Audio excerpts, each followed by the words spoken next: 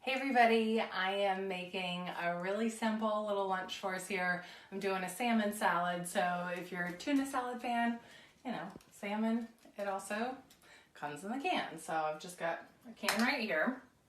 And first I'm actually going to chop up my celery. Let me grab my knife out of the dish rack. So for this you'll need canned salmon. I'm using celery, a lemon, capers, and mayonnaise, salt and pepper. If you don't have something, no big deal. Somebody down here is wanting a little bite. He knows that he usually gets a little bit of something when I open a can of salmon. So when I was growing up, the only salmon we ever had was canned salmon. I don't think I even knew what fresh salmon looked like. My grandma would make salmon patties. And then a few years ago, I just started making salmon salad with the canned salmon instead of having tuna. I like getting all those omega fats in, all those good fats. All right, so I'm gonna just save this and go over to my salmon and use a fork to take it out. Now, you can see in here, there are bones, and that's okay because they're really easy to pick out. And if there are any little bones, it also doesn't matter because they're really, really soft from being canned, and you just mash them up with your fork and you get a little extra calcium, so no big deal. Okay, so what I like to do, I go through, and the bigger bones I pick out, and those get crushed up and put on Gus's food. He's ready. He knows. He knows. I take the big pieces of skin off, and those also go in his food. All right, Cameron, back up on me. Nobody wants to see this. So what's everybody been eating out there? What's going on?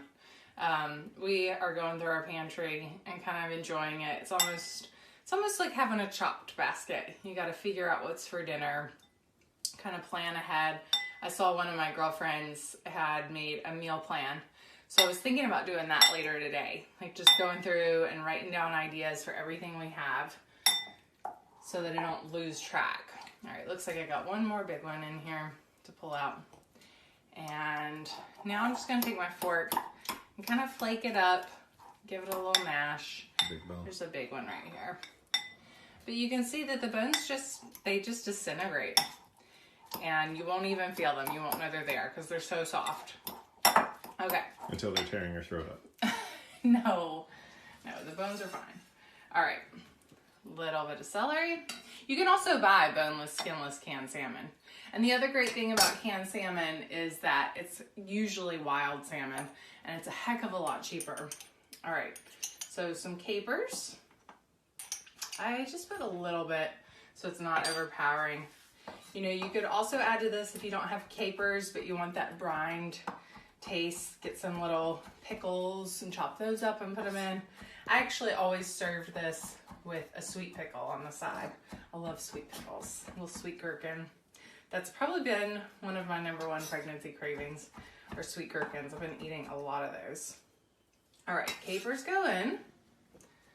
You could put a red onion in this as well. That would be really good.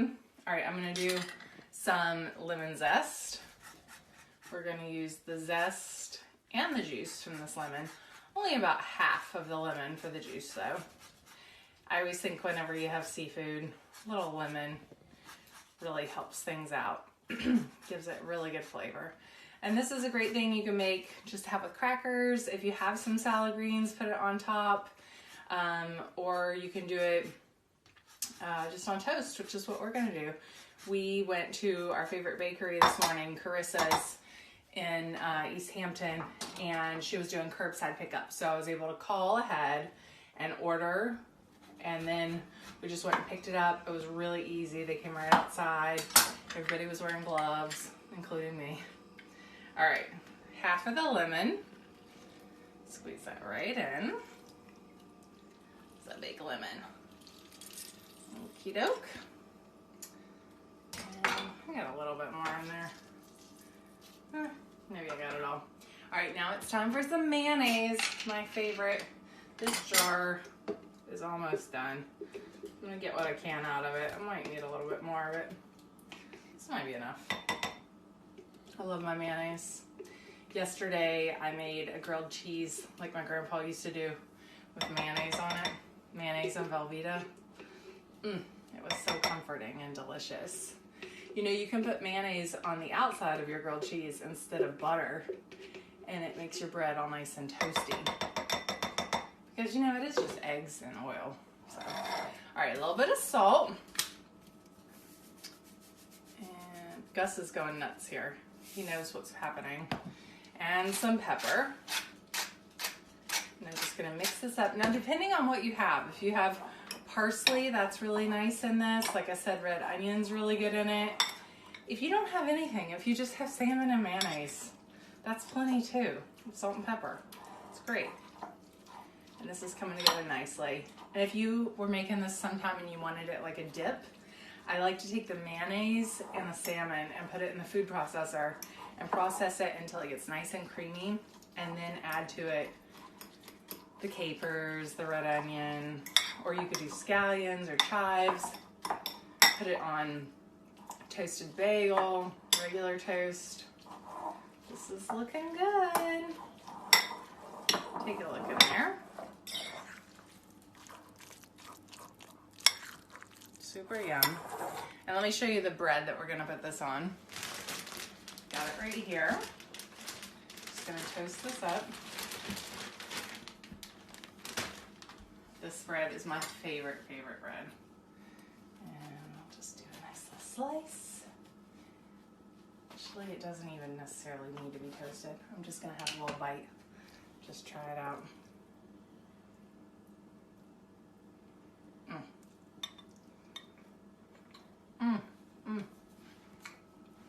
It's so good. Mayonnaise, those briny capers, a nice little hit of lemon juice, and a little bit of crunch from the celery. It's delicious. It's a nice, healthy pantry pull for lunch.